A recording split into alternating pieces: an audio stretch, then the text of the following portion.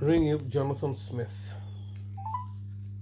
Hello, this is the voicemail of Jonathan Smith at DWF Law. I'm sorry I'm unable to take your call at the moment. If you'd like to leave your name and number, I will of course get back in touch with you as soon as I am able. Thank you. Please leave your message after the tone. To re-record your message, key hash at any time. Yes, good morning, Mr. Smith. It's Mr. Hussain here, once again, leaving yourself another daily message like a broken record.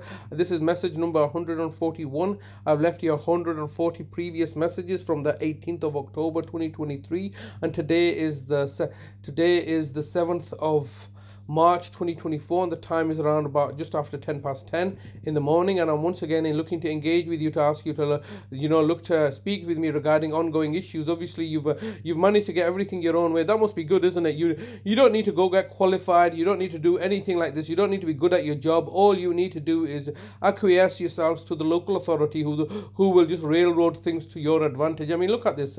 You've refused to engage with me since October last year. You've then put in a cost order over £20,000 for not engaging with me, and then also put a £5,000 cost order for a gas safety inspection, which can be done in £50-60, but you chose not to engage with me. And so therefore ultimately what you're doing is you're effectively making money by not doing things.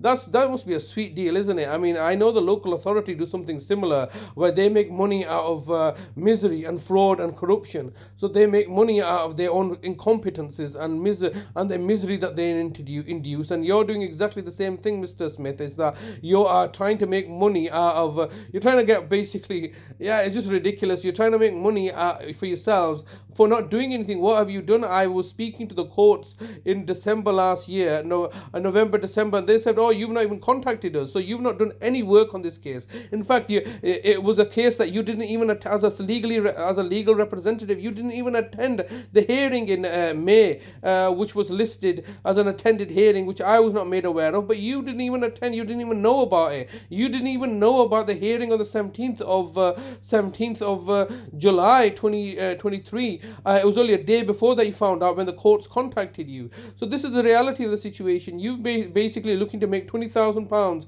or £25,000 for doing nothing, and you know the fact that the only reason that this has happened is because of the fact that the courts and tribunal services are beyond any reasonable doubt now working for Bradford Council. As you know, I've sent information that the head of the courts and tribunal services, namely Nick Goodwin, was involved in as the public guardian, involved with me and my family. It's clearly a conflict of interest, where Nick Goodwin is once again in charge of the situation, this time through the courts, and allowing this fraud to take place. But more importantly, Bradford Council have made over £160,000 previously, and that's what they're really looking to protect. And I have never ever said anything other from day one that you, the housing association, your client, the housing association, are only ever acting as proxy agents for Bradford Council. That's what I've been banging on about from day one, and your predecessor Kate just looked to deny that. But obviously the facts of this case speak contrary to any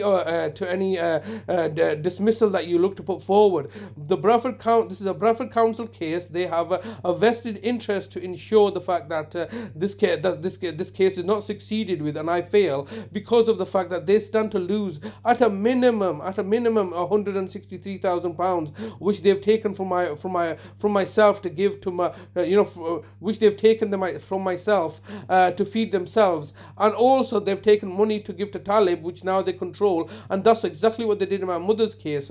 So they've basically looked to take over £300,000, which is now at risk, and also my own criminal conviction is at risk. So, and especially now that you're the housing association have provided me with the appropriate information to show the fact that both my mother and my brother